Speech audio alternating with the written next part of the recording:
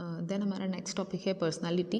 Personality से अपन क्या समझते हैं? Personality refers to the enduring characteristics and behavior that comprise a person's unique at this month to life, including major traits, interest, drives, values, self-concept, ability, and emotional patterns. जैसे कि हमने पहले discuss किया था कि पर्सनालिटी किस चीज़ को define करती है? किसी पर्सन की यूनिक क्वालिटी। हर किसी में एक यूनिक क्वालिटी होती है, वो उसकी पर्सनालिटी होती है। Personality refers to enduring characteristics, उस इंसान की कैरेक्टरिस्टिक्स, उसका बिहेवियर जो कि एक पर्सन को यूनिक आइडेंटिफाई करता है, जो कि उस पर्सन को यूनिक बनाता है।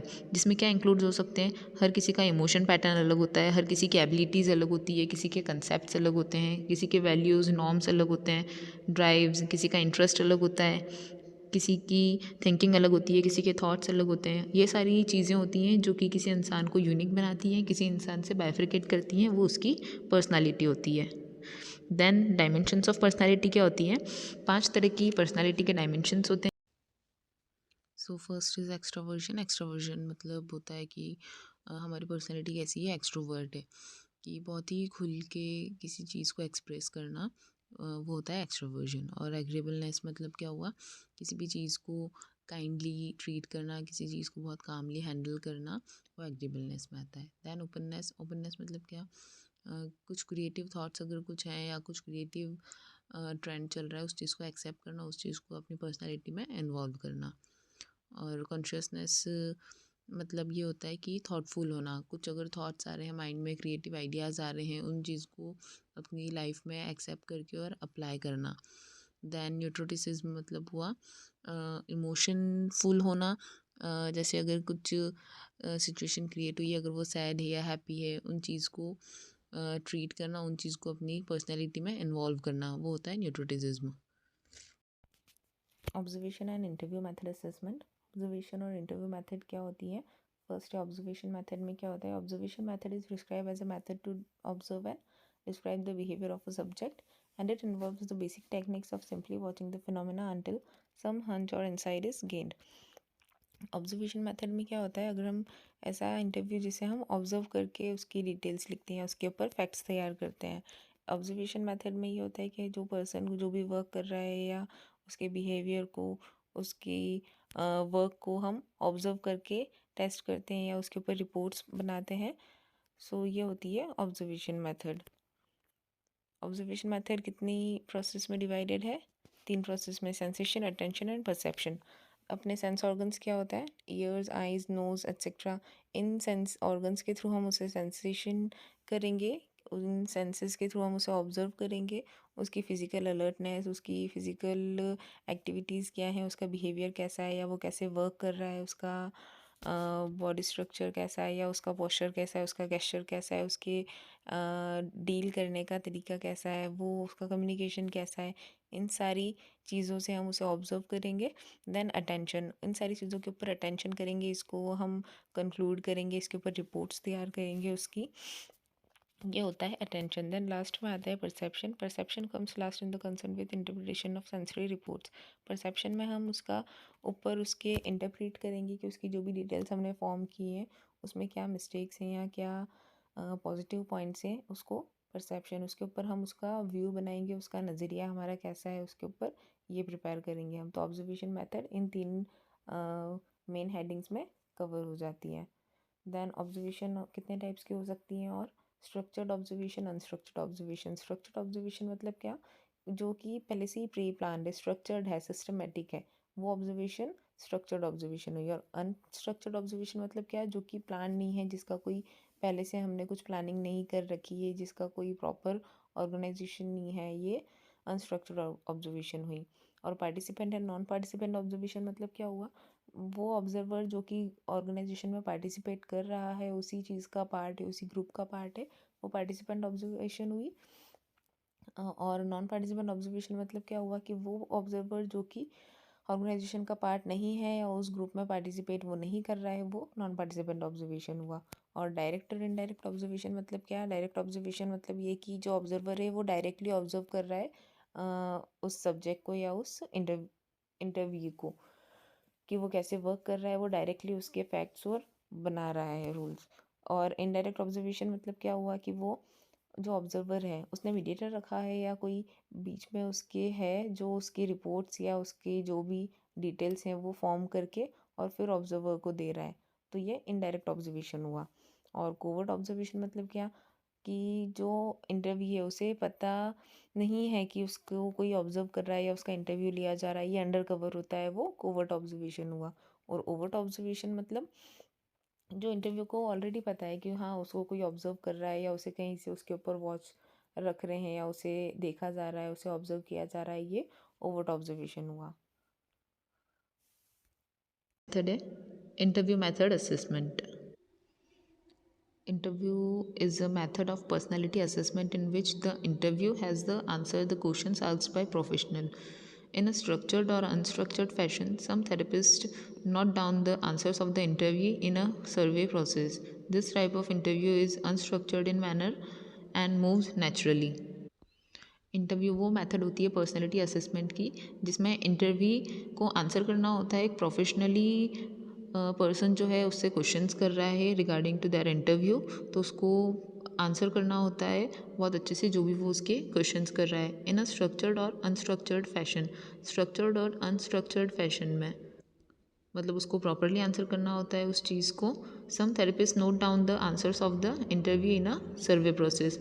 कुछ थेरेपिस्ट होते हैं जो कि जो आंसर्स दे रहा है इंटरव्यू उसे नोट डाउन करते हैं. This type of interview is unstructured in manner and moves naturally. इस टाइप के जो इंटरव्यूज़ होते हैं ये अनस्ट्रक्चर्ड होते हैं जिसमें इंटरव्यू के आंसर्स रिकॉर्ड कर रहे हैं, नोट डाउन कर रहे हैं. इस टाइप के इंटरव्यूज़ अनस्ट्रक्चर्ड होते हैं. और मेनली इंटरव्यूज़ कितने टाइप के होते हैं, स्ट्रक्चर्ड इंटरव्यू और अनस्ट्रक्चर्ड इंटरव्यू. सो स्ट्रक्चर्ड इंटरव्यू में क्या होता है कि जो नंबर ऑफ़ क्वेश्चंस होते हैं, क्वेश्चंस का जो सीक्वेंस होता है, क्वेश्चन के जो टाइप होते हैं, ये सब प्री डिटरमाइंड होते हैं, प्री प्लान्ड होते हैं.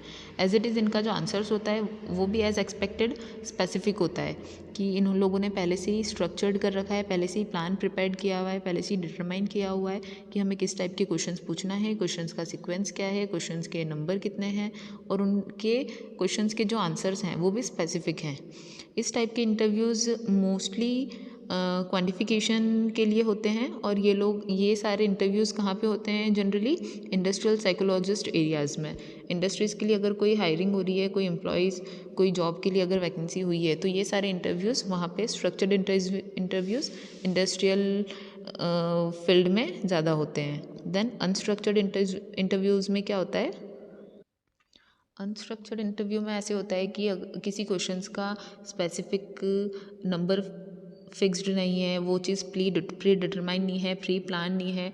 स्ट्रक्चर्ड इंटरव्यू में जैसे कि सब प्लान होता है, अनस्ट्रक्चर्ड इंटरव्यू में कुछ भी प्लान्ड नहीं होता है. रैंडमली कुछ क्वेश्चंस पूछे जाते हैं और ये जनरली किन फील्ड्स में होते हैं, किसी की काउंसलिंग हो रही है या क्लिनिकल साइकोलॉजिस्ट में इंटरव्यूज़ हो रहे हैं, कहीं जनरल ऑर्गेनाइजेशन में किसी की हायरिंग हो रही है, तो अनस्ट्रक्चर्ड इंटरव्यूज़ वहाँ पे हेल्ड होते हैं. देन हमारा नेक्स्ट टॉपिक है psychological test for personality assessment. Personality assessment को टेस्ट करने के लिए कौन कौन से साइकोलॉजिकल वेज होते हैं. जनरली पर्सनालिटी टेस्ट में इंक्लूड्स होते हैं मायर्स ब्रिग्स टाइप इंडिकेटर जिसको शॉर्ट में बोलते हैं MBTI, the Minnesota multiphasic personality inventories MMPI, then the हेक्सिको personality inventory and the 16 personality factor questionnaire, जिसमें फर्स्ट पॉइंट है हमारा MBTI test. So MBTI test में क्या होता है, according to the MBTI each person is said to have one preferred quality from each category producing 16 unique types.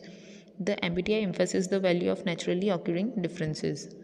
इसमें क्या होता है, हर कैटेगरीज जैसे एक्स्ट्रावर्जन होता है, introversion, sensing dependent on intuitions, thinking depends on feeling, judging depends on perceiving.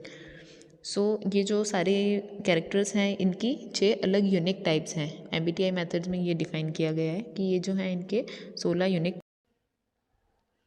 So MBTI test जो है वो डेवलप किया गया है 1940s में इसेबल ब्रिग्स के थ्रू, इसीलिए इसका नाम मायर्स ब्रिग रखा गया है, जिसमें इंट्रोवर्जन और एक्सट्रोवर्जन रिप्रेजेंट कर रहा है I को और E को, सेंसिंग इंट्यूशंस एंड रिप्रेजेंट कर रहा है S और N को, थिंकिंग और फीलिंग रिप्रेजेंट कर रही है T और F को, जजिंग और परसीविंग रिप्रेजेंट कर रहा है J और P को. सो इन सारे लेटर्स का परमुटेशन करके 16 यूनिक टाइप्स बनते हैं जो कि MBTI टेस्ट को रिप्रेजेंट करते हैं। सेकंड साइकोलॉजिकल टेस्ट है MMPI test. The MMPI is a psychological test that assesses personality traits and psychopathology. It is primarily intended to test people who are suspected of having mental health or other clinical issues. MMPI test कहाँ होता है assess जहाँ पर psychological test करना हो किसी का, और जो साइकोपाथ जो थोड़ा सा मेंटली डिस्टर्ब्ड है या किसी को मेंटल हेल्थ इशू है, जिसको मेंटल क्लिनिकल इशू है, उस वे में MMPI टेस्ट होता है, जिसमें 10 क्लिनिकल सब स्किल्स बताए गए हैं। फर्स्ट है हाइपोकॉन्ड्रियासिस, जिसका कंसर्न होता है विथ बॉडीली सिम्टम्स, बॉडी में अगर कुछ सिम्टम्स हैं उससे कंसर्न होता है हाइपोकॉन्ड्रियासिस का। सेकंड होता है डिप्रेशन, डिप्रेसिव सिम्टम्स, अगर किसी को डिप्रेशन के सिम्टम्स हैं उसे आइडेंटिफाई करता है ये। देन थर्ड है hysteria, awareness of problems and vulnerability. So इसमें क्या होता है, अपनी प्रॉब्लम्स की अवेयरनेस को आइडेंटिफाई करता है। साइकोपैथिक डेविएट में क्या होता है, conflict, struggle, anger, respect for societies rules. Psychopathic deviate में क्या होता है, कॉन्फ्लिक्ट्स होते हैं, अगर हमारा किसी से कुछ झगड़ा हो रहा है, स्ट्रगल्स आ रहे हैं हमारी अगर लाइफ में, एंगर इश्यूज़ हैं, छोटी छोटी चीज़ों में अगर हम हाइपर हो जाते हैं तो उसके रिगार्डिंग हम इस चीज़ में सॉर्ट कर सकते हैं। मैस्कुलिनिटी, फेमिनिनिटी, इसमें ये होता है कि स्टेरियोटिपिकल्स मैस्कुलाइन और फेमिनाइन इंटरेस्ट जो होते हैं, बिहेवियर्स होते हैं, उसको बाइफरकेट करते हैं। पैरानोया में होता है level of trust, suspiciousness, sensitivity, कुछ सेंसिटिव मैटर्स हैं, कुछ लेवल ऑफ ट्रस्ट, कुछ ट्रस्ट इश्यूज से रिलेटेड अगर कुछ है, कुछ सस्पिशियस बातें होती हैं जो प्रीशियस होती हैं, जो सिर्फ अपने तक ही रखी जाती है, कुछ सेंसिटिव मैटर्स होते हैं जो हर किसी से शेयर नहीं कर सकते हैं, उन सब मैटर्स के रिगार्डिंग पैरानोया में कवर होता है। साइकोस्थेनिया, इसमें कवर होता है worry, anxiety, tensions, doubts, obsessiveness. Then आता है schizophrenia, odd thinking and social alienation. फिर आता है साइफोमेनिया, जिसमें होता है level of excitability. Social introversion में होता है पीपल ओरिएंटेशन, पीपल की क्या थिंकिंग है, उनका क्या नज़रिया है। देन हमारा नेक्स्ट टेस्ट होता है हेक्सिको टेस्ट, जिसमें the 6 factors includes honesty, humility, emotionality, extraversion, agreeableness, conscientiousness and openness to experience. Each factor is composed of traits which characterize indicating high and low level of the factors. हेक्सिको test में 6 factors include होते हैं, जिसमें होता है एक honesty, ईमानदारी, emotionally हमारे इमोशंस जो होते हैं वो कवर होते हैं, एक्स्ट्रावर्जन मतलब हमारा एक्सट्रोवर्ट जो नेचर होता है वो, एग्रीएबलनेस मतलब हम बहुत ही काइंडली या कामली किसी चीज़ को डील कर रहे हैं, कंसेंटियसनेस मतलब हम बहुत ही थॉटफुल होना चाहिए, हमें थॉट्स अच्छे आ रहे हैं, क्रिएटिव्स ट्रेंडी जो हैं वो थॉट्स आने चाहिए, ओपननेस टू एक्सपीरियंस, और हम बहुत ही ओपननेस होना चाहिए कि ओपन माइंडेड होना चाहिए, कुछ नई चीज़ें अगर हमारे पास आ रही हैं तो हम उसको इजीली ग्रैब कर पाएँ, इजीली अडॉप्ट कर पाएँ। Each factor is composed of traits which characterize indicating high and low level of the factors. ये सारे फैक्टर्स इंडिकेट करते हैं हमारी पर्सनालिटी के लिए, हमारी साइकोलॉजिकल डेवलपमेंट के लिए, कि हम उनसे कितना अफेक्ट हो रहे हैं। So first is openness. Openness में क्या कवर होता है, कन्फॉर्मिटी, क्रिएटिविटी, क्यूरियोसिटी, वंडर, और कंसाइंटियसनेस में क्या कवर होता है, detail orientation, self discipline, organisation, planning, ये सब चीज़ें कंसाइंटियसनेस में कवर होती हैं। फिर आता है एग्रीएबलनेस। एग्रीएबलनेस में क्या कवर होता है, consideration, cooperation, compassion, patience. Then honesty, humility में क्या होता है, authenticity, humility, integrity, power. Then emotionality में क्या होता है, stress, tolerance, independence, resilience, empathy. Then extraversion में क्या होता है, टीम ओरिएंटेशन, आउटगोइंगनेस, एंथुसियाज्म और सोशबिलिटी।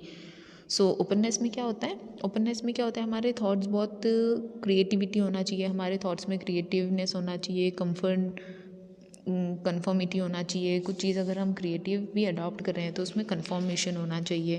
कंसेंटियस में क्या होता है कि हम प्लानिंग के थ्रू हम सब वर्क करें, किसी चीज़ की प्लानिंग करें, ऑर्गेनाइजेशन प्रॉपर होना चाहिए, सेल्फ डिसिप्लिन प्रॉपर होना चाहिए, उस चीज़ में डिटेल्ड ओरिएंटेशन होना चाहिए, किसी चीज़ में डिटेल्ड वे में वर्क होना चाहिए। एग्रीबलनेस में क्या है, हमें किसी चीज़ के लिए कंपैशन होना बहुत ज़रूरी है, किसी चीज़ में पेशेंस रखना बहुत ज़रूरी है। अगर हम काइंडली या कामली वर्क करेंगे तो बहुत अच्छे से वर्क होगा।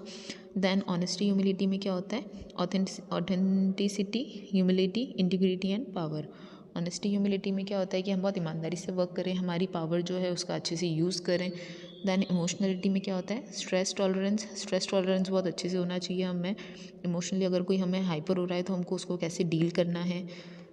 और एक्स्ट्रावर्जन में क्या होता है, team orientation, outgoingness. Extraversion as the name suggest, extraversion हमें एक्सट्रोवर्ट होना चाहिए और बहुत ही दूर का नज़रिया रखना चाहिए, बहुत ही वास्ट वाइड अब हमारा व्यू होना चाहिए। सो ये सारे पॉइंट्स हैं जो हेक्सिको टेस्ट में कवर होते हैं। देन सेकंड टेस्ट होता है हमारा 16 पर्सनालिटी क्वेश्चनार, जिसमें हम इस टाइप से क्वेश्चंस करते हैं कि हमें उसका प्रॉपर आंसर मिले, जिससे कि हमारी पर्सनालिटी समझ पाएँ हम। ये एक समराइज वे होता है हमारी पर्सनालिटी को आइडेंटिफाई करने के लिए, जिसमें क्वेश्चंस होते हैं किस टाइप से, warm, abstract thinker, emotional stable, dominant, enthusiastic, consciousness, bold, tender minded, suspicious, imaginative, shrewd, apprehensive, experimenting, self-sufficient, controlled, tense। इन सारे पॉइंट्स के ऊपर बेस्ड क्वेश्चंस हमसे पूछते हैं, जिससे कि अपनी पर्सनालिटी के बारे में उन्हें पता चलता है। सो स्टूडेंट्स, हमने हमारी पर्सनालिटी डेवलपमेंट के सारे इंपॉर्टेंट टॉपिक्स कवर कर लिए हैं। आई होप आप लोगों को समझ में आया होगा। So all the best for your exams. Good bye.